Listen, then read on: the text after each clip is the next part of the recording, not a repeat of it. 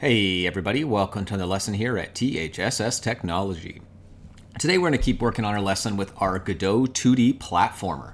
So if you remember last week, we did a lesson on our jump power-ups, on how to grab a variable from our player script and access it in another script. And we did that by dragging and dropping our player game objects here from the scene.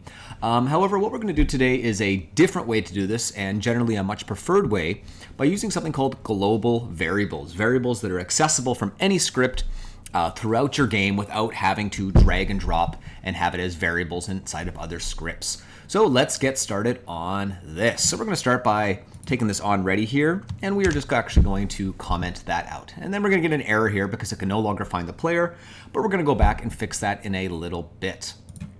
Okay, now before you think I'm crazy here, I'm going to take all of these variables here in my player, and we are actually going to comment them out. Perfect. Okay, so, and we're going to get lots more errors in our player script here, but we're actually going to create a new object that's going to deal with all of our variables that we're playing with here. Okay, so we're going to eventually deal with all of these in a different way. So let's create a new scene. I'm just going to make it an other node, and we'll just make it a default node, and we're going to rename this global. Okay, and this is going to be our global variable here, and on the global, we're going to attach a script. We're going to call it global, and then we are going to create that script. So I want to make sure this goes into my scripts directory here. Perfect. And we're going to create that script right here. And we don't need any of this, so let's just get rid of this here. And now we're going to use this script to actually store all of our player variables. So I'm going to grab my player variables here, and we're going to take all of these, and we're going to copy them over. We're going to go to our global, and we're going to paste all of those in. Okay? So we're going to save that scene in our scenes folder, and that is now all we have to do for our global script. So all of our variables are now going to be contained in here for our player, but later we can add more variables for more objects in our game, for UI or anything where you need to be able to access variables for your game. Okay? So now in my player script here, we're actually going to delete all of those variables. So we no longer have them. And we're going to get a whole series of errors now because it doesn't know what any of these are. So here's what we're going to do. We're going to go to our project settings here, up here at the top, and we're going to go to the global section. Okay, and what we're going to do is we're going to add a new global variable. Okay, so let's do this. Let's create a. Let's go to our scenes. Let's go to our global, and let's add that into the game. So now we've added our global scene into the game. We're enabling it because it's a global variable that is now able to be accessed anywhere. Okay, so we added our script. Then we added it, and now we have it here in our globals. Okay, and make sure the enable box is checked, but it should be checked by default.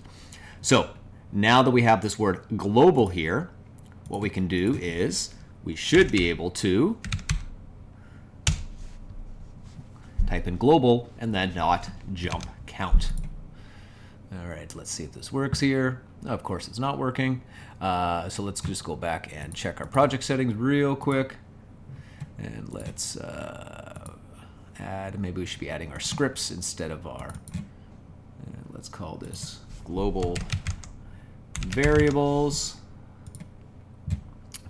Let's try it that way, actually. So we're going to rename that, and we added the script instead of the actual scene. And we're going to call it global variables. Now let's see if that fixes that here.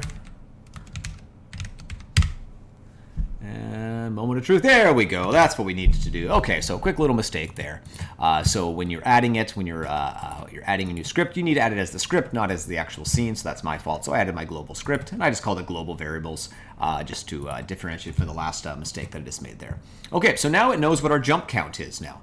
So we can actually take this little bit here, global variables, and we can put it in front of our jump count there, and put it in front of our max jumps there. And I should get rid of those errors.